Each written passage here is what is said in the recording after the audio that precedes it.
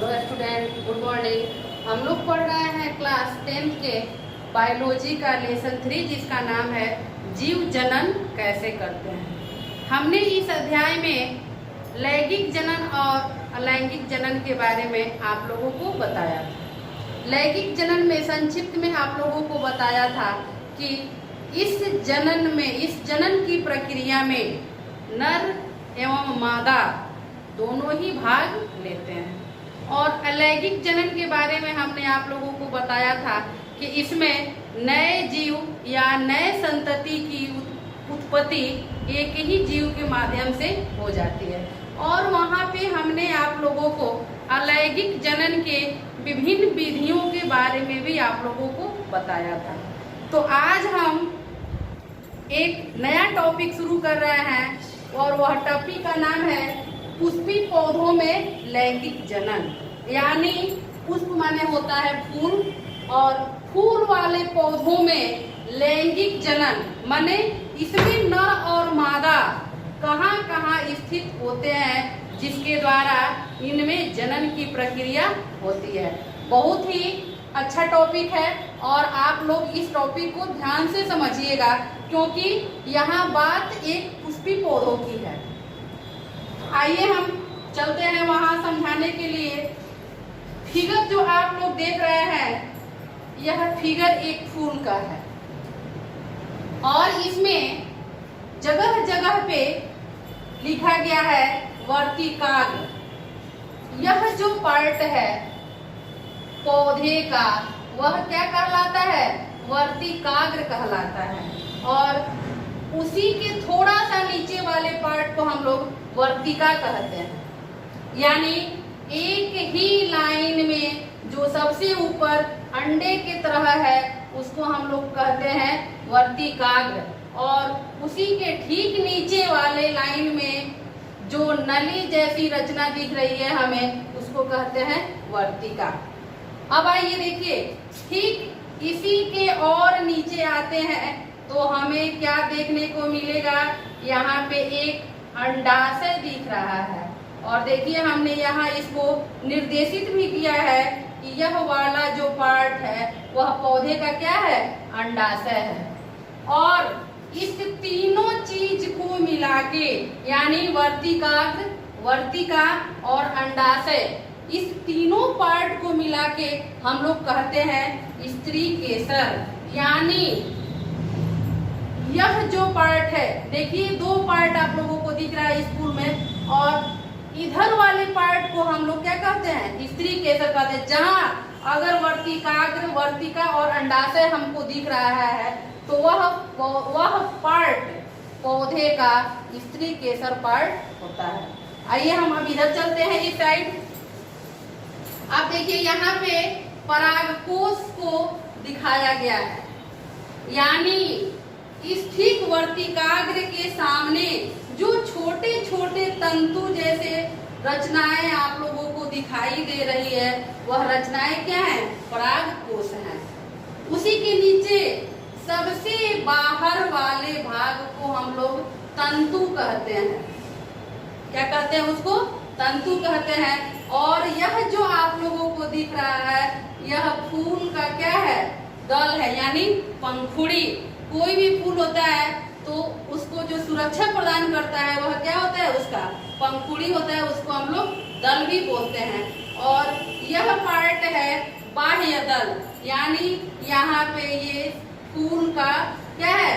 डाली है। और वहां से जो दो पत्ते आप लोगों को दिखाई देते हैं, यह पौधे का बाह्य दल है, यानी सबसे बाहरी दल है। और ये इसका पंखुड़ी है।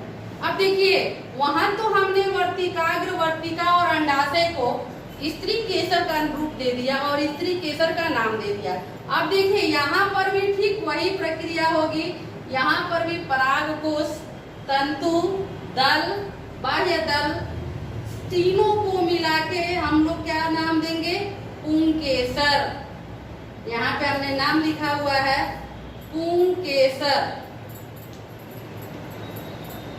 पुंकेसर यानी पौधों में जहां अगर हमें परागकोश, तंतु, बाह्य दल या दल दिखाई दे तो वह पार्ट पौधे का पुंकेसर पार्ट कहलाता है। और जहां हमें वर्तिकाग्र, वर्तिका और अंडाशय दिखाई दे रहा है वह पार्ट पौधे का क्या होता है? स्त्री केसर होता है।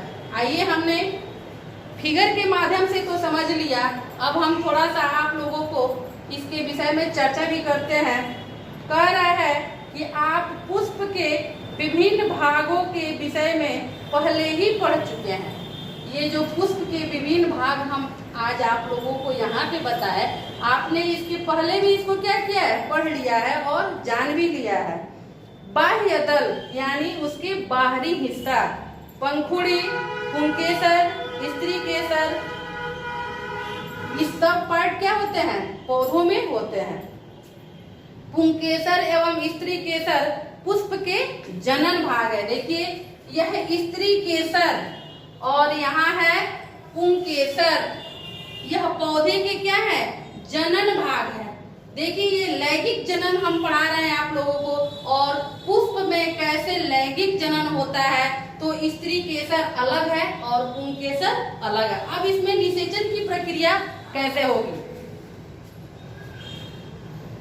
पुंकेसर एवं स्त्री केसर पुष्प के जनन भाग है, जिसमें जनन कोशिकाएं होती है। अब देखिए, स्त्री केसर भी जनन कोशिकाएं हैं और पुंकेसर भी क्या है? जनन कोशिकाएं हैं। और इसमें क्या होती है? जनन कोशिकाएं पहले से ही समाहित होती हैं। देखिए, जब पुष्प में यानी फूल में पुंकेसर अथवा स्त्री केसर में से कोई एक जनन अंग उपस्थित होता है तो पुष्प एक लिंगी पुष्प कहलाता है। अब देखिए, अगर कोई फूल है, अगर उस फूल में केवल पुंकेसर ही उपस्थित है तो उस फूल को हम लोग क्या कहेंगे? एक लिंगी फूल, यानी उसमें एक ही लिंग है। उसके बाद कह रहा है, जैसे एग्जाम्पल है पपीता और तरबूज। पपीता और तरबूज क्या है? एक लिंगी पुष्प के उदाहरण है। जब पुष्प में पुंकेसर एवं स्त्री केसर दोनों उपस्थित होते हैं तो उन्हें हम लोग क्या कहते हैं? उभयलिंगी पुष्प कहते हैं। अब देखिए, ये फूल कौन सा फूल कहलाएगा? इसमें दोनों पार्ट हैं, स्त्री केसर भी है और पुंकेसर भी है, तो यह फूल उभयलिंगी फूल कहलाएगा। क्योंकि एक लिंगी फूल में केवल एक ही लिंग होते हैं, या पुंकेसर होगा या स्त्री केसर होगा। लेकिन जब अगर उभयलिंगी फूल को हम कहेंगे तो उसमें स्त्री केसर और पुंकेसर दोनों जनन अंग उपस्थित होते हैं। और वैसे पौधे में है गुड़हल है और सरसों का पौधा है, उसमें क्या होता है? उभयलिंगी पुष्प है वो। पुंकेसर नर जननांग है। अब आइए देखिए, यह जो स्त्री केसर है यह मादा जननांग है। मादा जनन अंग, मादा जननांग। और यह पुंकेसर जो है यहाँ पे लिख देते हैं, यह नर जननांग है। नर जनन अंग,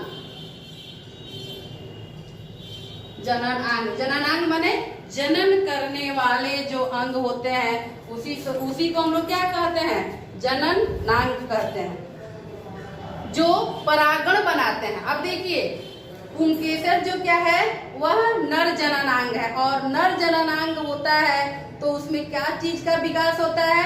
उसमें पराग कण का विकास होता है।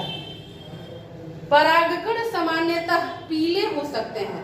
आप भी देखे होंगे कि परागकण, अगर कोई भी फूल हम अपने हाथ में लेते हैं, अगर उसको मसल देते हैं तो आप देखे होंगे कि बहुत से पीले पार्ट जैसे कुछ हमारे हाथों में लग जाते हैं। वही क्या है? वह परागकण है। परागकण सामान्यतः पीले हो सकते हैं। आपने देखा होगा कि जब आप किसी पुष्प के पुंकेसर को छूते हैं तब हाथ में एक पीला पाउडर लग जाता है। स्त्री केसर पुष्प के केंद्र में अवस्थित होता है। जो स्त्री केसर होता है वह पुष्प के केंद्र में अवस्थित होता है तथा यह पुष्प का मादा जननांग है। स्त्री केसर क्या है? पुष्प का मादा जननांग है। यह 3 भागों से बना होता है। 3 भागों से वर्तिकाग्र, वर्तिका और अंडाशय से मिल के जो भाग बनता है उसको हम क्या कहते हैं? स्त्री केसर कहते हैं। आधार पर उभरा फूला भाग अंडाशय, आधार ये है और इसका यहाँ पे जो फूला हुआ भाग है वह क्या है? अंडाशय है। मध्य में लंबा भाग वर्तिका, इसके मध्य में जो लंबा भाग है वह क्या है? वर्तिका है। तथा शीर्ष भाग वर्तिका का, शीर्ष का मतलब होता है सबसे ऊपर, तो यानी शीर्ष पे जो भाग है वह क्या है? वर्तिकाग्र। यानी ये स्त्री केसर के तीनों भाग हैं, वर्तिकाग्र, वर्तिका और अंडाशय, जो प्रायः चिपचिपा होता है। जो ऊपर वाला उसका भाग है वर्तिकाग्र, वह क्या होता है? चिपचिपा होता है। अंडाशय में बीजांड होते हैं। देखिए अंडाशय में यहाँ पे क्या है? बीजांड दिखाई दे रहा है आप लोगों को। यहाँ पे जो छोटी सूक्ष्म संरचनाएं हैं वह क्या है? अंडाशय के अंदर उसका फूल का बीजांड है। तथा प्रत्येक बीजांड में एक अंड कोशिका होती है। अब इसी के अंदर एक अंड कोशिका स्थित होती है। परागण द्वारा उत्पादित नर युग्मक, अब देखिए परागण की बात आ गई तो परागण हमेशा कहाँ बनता है? पुंकेसर में बनता है और यह नर जनानांग है। तो परागण द्वारा उत्पादित नर युग्मक अंडाशय की अंड कोशिका यानी मादा युग्मक से संलयित हो जाता है। जनन कोशिकाओं के इस युग्मन अथवा निषेचन से युग्मनज बनता है, जिसमें नए पौधों में विकसित होने की क्षमता होती है। अब देखिए यहाँ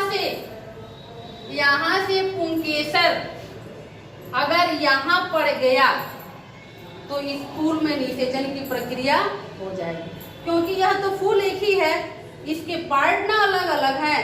कभी हवा के माध्यम से या भौरे के माध्यम से भी इस फूल में क्या हो जाता है? निषेचन हो जाता है। तो आज हम इतना ही रहने देते हैं, इसके आगे हम आप लोगों को नेक्स्ट वीडियो में बताएंगे।